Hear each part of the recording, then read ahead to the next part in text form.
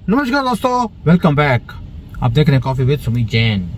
दोस्तों, ये जो इंदिरा गांधी है, इसका असली नाम मेमुना बेगम है।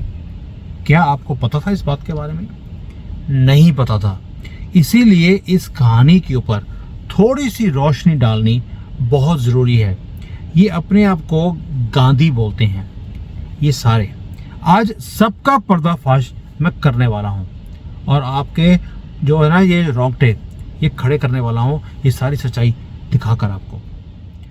इंदिरा गांधी की कुछ एक ऐसी कड़वी हकीकत है जो आपके सामने मैं रखूँगा।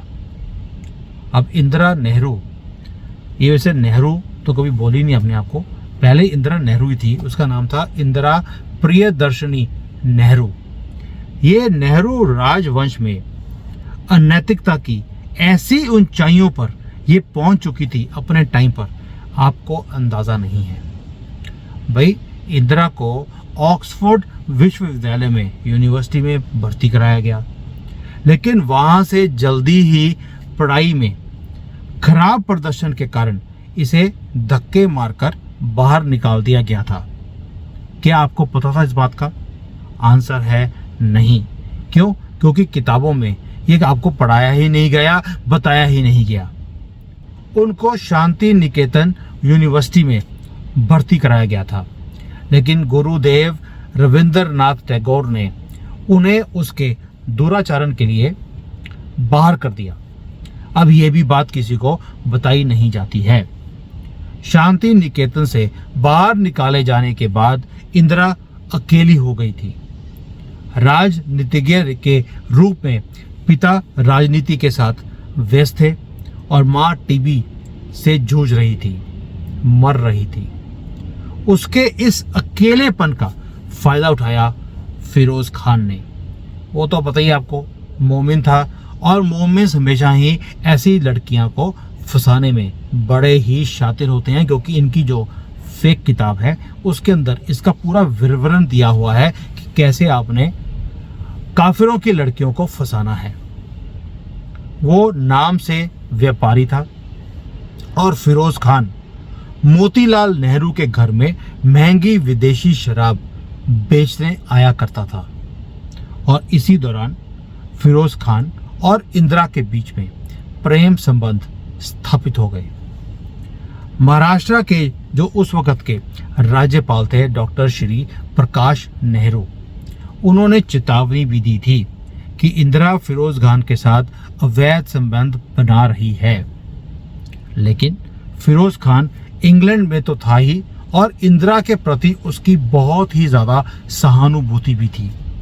जल्द ही इंदिरा अपने धर्म का त्याग करके एक मुस्लिम महिला बनी और लंदन के अंदर एक मस्जिद में जाकर फिरोज खान के साथ उसने शादी कर ली। इंदिरा प्रियदर्शनी नेहरू ने नया नाम रखा मेमुना बेगम।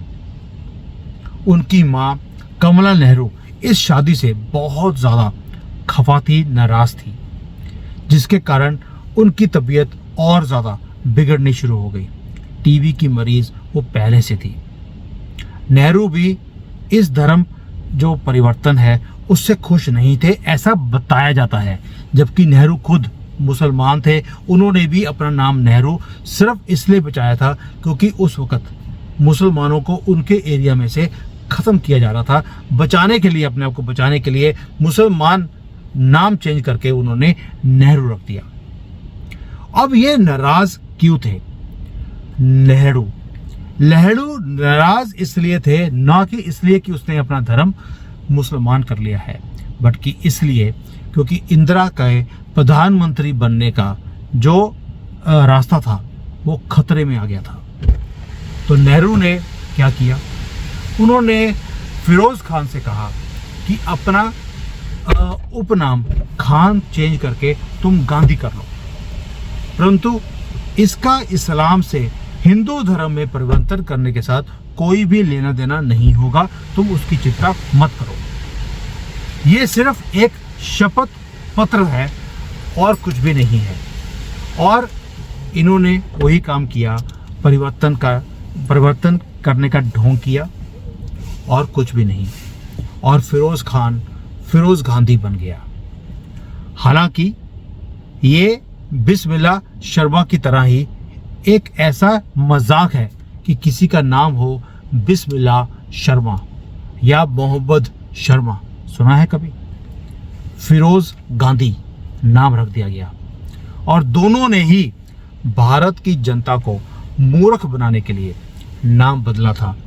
असलियत में वो मुसलमान ही रहे, और जब वे भारत लौटे एक नकली वैदिक विवाह जनता के कंजम्पशन के लिए स्थापित कर लिया।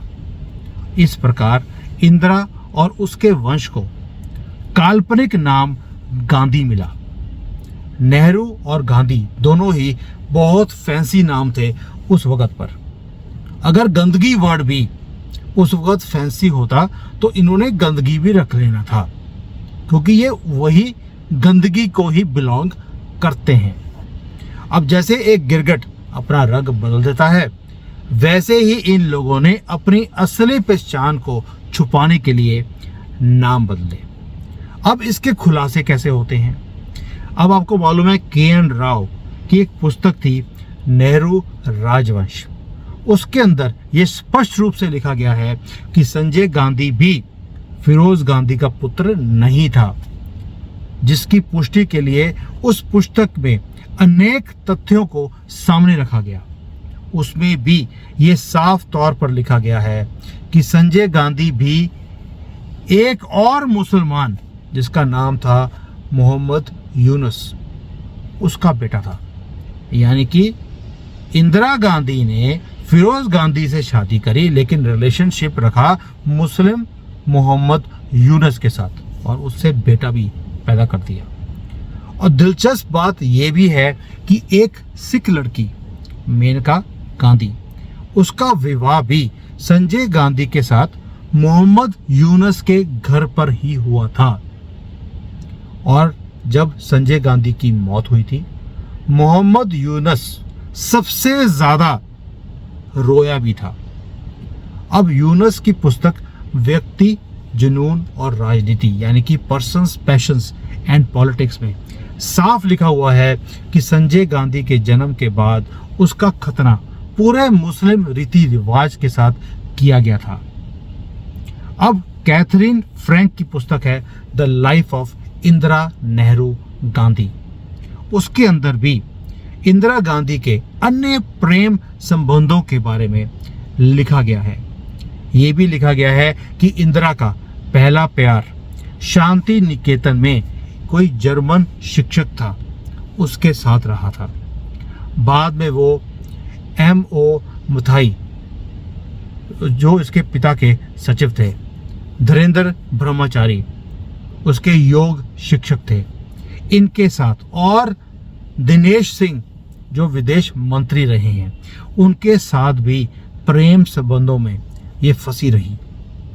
और पूर्व विदेश मंत्री नटवर सिंह ने इंदिरा गांधी के मुगलों के लिए संबंध के लिए भी बड़ी दिलचस्प बातें लिखी हैं अपनी पुस्तक में, जिसका नाम है profiles and letters.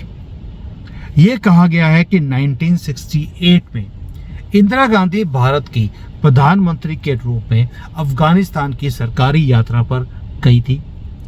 Natwar Singh एक IFS अधिकारी थे, वो भी उनके साथ उस दौरे में साथ में गए थे। दिन भर के कार्यक्रम के बाद इंदिरा गांधी को शाम से एक अंदर से जुनून आया कि उसे सैर करने के लिए बाहर जाना है। कार में एक लंबी दूरी जाने के बाद इंदिरा गांधी बाबर की कब्र के दर्शन करना चाहती थी। हालांकि ये प्रोटोकॉल में नहीं था, और इसका जो विरोध है वो अफगान की सुरक्षा अधिकारियों ने भी किया, आपत्ति भी जताई। लेकिन इंदिरा अपनी जिद पर अड़ी रही और वो उस कब्रगाह पर चली गई, जो कि एक बहुत ही सुनसान जगह पर है, क्योंकि बाबर की जहाँ पर वो जन्म लिया था वहाँ पर भी कोई वैल्यू नहीं थी। उसे वैल्यू सिर्फ भारत के ये जो जिहादी हैं वही देते हैं। वो बाबर की कब्र पर सर झुकाकर, आंखें बंद करके खड़ी रही और नटवर सिंह उसके पीछे खड़े थे। जब इंदिरा ने उसकी प्रार्थना समाप्त करने के बाद नटवर सिंह की तरफ मुड़कर बोली, आज मैंने अपने इतिहास को ताज़ा कर लिया।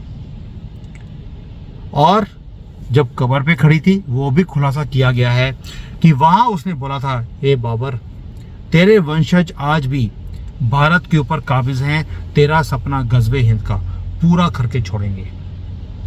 और ये यहाँ मैं आपको ये भी बता दूं कि बाबर मुगल साम्राज्य का वो स्थापक था जिसने हिंदुओं को खत्म करने की शपथ ली थी, और नेहरू खानदान इसी मुगल साम्राज्य के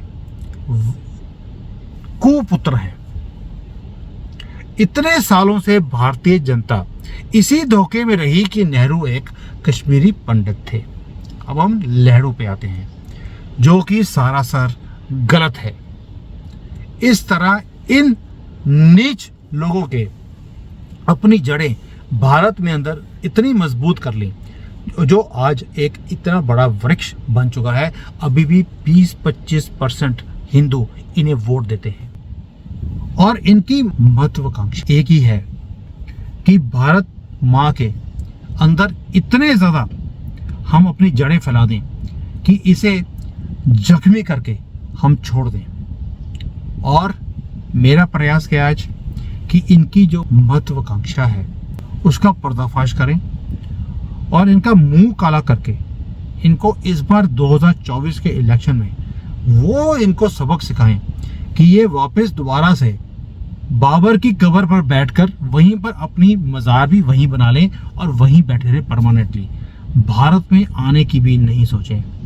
अब चॉइस आपकी है, जिम्मेवारी आपकी भी कुछ बनती है। मेरा काम है आपको जगाना, वो मैं जगाता रहूँगा। तब तक के लिए वंदे मातरम, जय Shri Ram. Hi there. If you liked the video, please don't forget to smash the like button, subscribe to our channel, and activate the bell icon so that you receive all notifications whenever we upload a new video. Thanks for watching.